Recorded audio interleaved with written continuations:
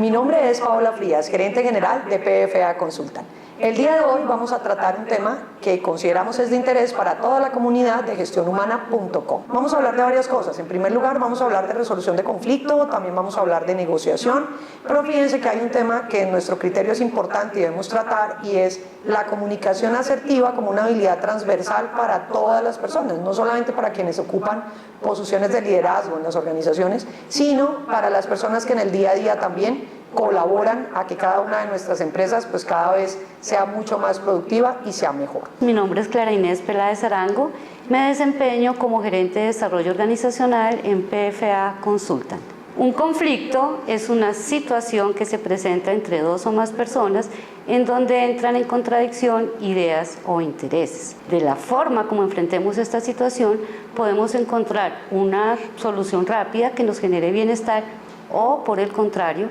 llegar a una situación que nos va a generar sentimientos de malestar, vamos a tener menor confianza, una menor comunicación con los demás y por ende una sensación de insatisfacción. Es importante entender que un conflicto no siempre implica un desacuerdo, una pelea con los demás. Partimos de un desacuerdo responsable. Es normal que no tengamos la misma opinión que otros o que tengamos intereses diferentes y hasta ahí está bien. Si no lo resolvemos en ese momento, ¿qué sucede? Pasamos a un antagonismo personal, donde ya no quiero estar de acuerdo contigo, siento que me estás maltratando y empezamos como a abrir una brecha entre la posición del uno y la posición del otro. Pasamos pues a un enojo hostil donde ya entramos casi que a una rivalidad, a una pelea, hasta terminar en una polarización. Esto lo que hace es que abramos una brecha muy grande entre los dos, que sea cada vez más difícil de cerrarla y que tengamos que entrar a negociar y a tener otros actores que intervengan en la situación para solucionarla.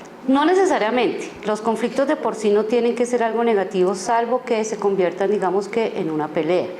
En las organizaciones es común que se presenten conflictos a nivel laboral, generalmente generados por temas de comunicación. Lo que hace que un conflicto sea positivo o negativo es la forma como lo enfrentemos. De hecho, pueden resultar siendo una fuerza positiva en la medida en que nos demos cuenta de cuáles son los intereses, cuáles son las inconformidades, que nos ayude a entender y a reconocer cuáles son las percepciones que tienen las personas. Encontrar una situación puede resultar siendo constructiva. Cuando nos enfrentamos en las organizaciones a conflictos, las personas por lo general encuentran una forma diferente de hacer las cosas. Se convierte entonces el conflicto en algo positivo en la medida en que ayuda a generar cambios, desarrollarse en las organizaciones. Si bien es cierto, ya veíamos ahora qué era eso del conflicto y cómo ese conflicto podía llegar a tener una escalada, ¿verdad? A empezar a subir pues de nivel. Pienso que si bien es cierto no hay que dar, digamos, o maximizar el conflicto como tal,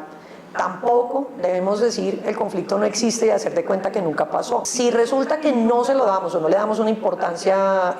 objetiva a la situación que se pueda llegar a estar presentando en la organización, pues puede llegar a escalar, a generar mayor estrés, la persona ya no va a trabajar de la misma manera en la empresa, seguramente le va a dar jartera llegar a la organización a trabajar o va a sentir que puede llegar a tener algunas situaciones mayores con sus compañeros. Recuerden que nosotros en días anteriores pues estábamos hablando acá de un tema muy importante con toda la comunidad en relación con esa resolución 2404. En ese momento nosotros hablábamos de los factores de riesgo psicosocial y estos son situaciones que mal manejadas, es decir, cuando nosotros llegamos a decir aquí no existe, nada pasa, hagamos de cuenta que no sucedió,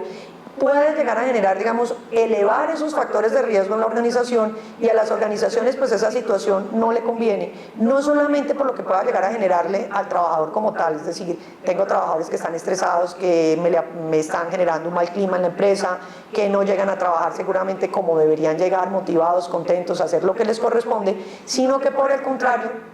pueden llegar incluso a generar problemas desde el punto de vista mental o riesgos psicosociales que no son necesarios en las organizaciones y que por situaciones sencillas como conflictos, por ejemplo, el qué trabajo delegué a una persona o a otra, o qué función entregué a una persona u otra, que podrían llegar a manejarse simplemente